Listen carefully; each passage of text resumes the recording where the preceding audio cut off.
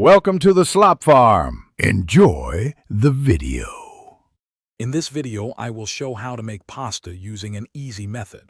First, combine 2 cups of all-purpose flour with 2 large eggs and a 1/4 teaspoon of salt on a clean surface.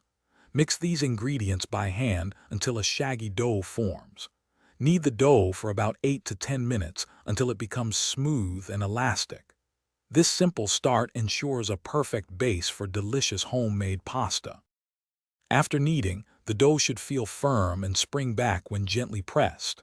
This elasticity is crucial for rolling. Now, wrap your pasta dough tightly in plastic wrap to prevent it from drying out. Let it rest on the counter for at least 30 minutes or up to 1 hour. This resting period allows the gluten to relax, making the dough much easier to roll out thinly. Once rested, unwrap your dough and divide it into 4 equal pieces. Take one piece and flatten it slightly with your hands. Lightly flour your work surface and a rolling pin.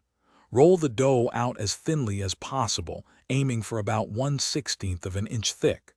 Then, fold the sheet and cut it into your preferred pasta shape, like fettuccine or tagliatelle, using a sharp knife.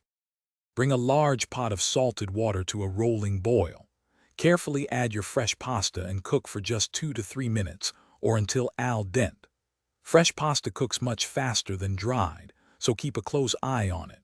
Drain the pasta, reserving a little pasta water, and toss it immediately with your favorite sauce. For more great deals and to check out those darn tough socks with a lifetime warranty, be sure to look in the description below. Thanks for watching.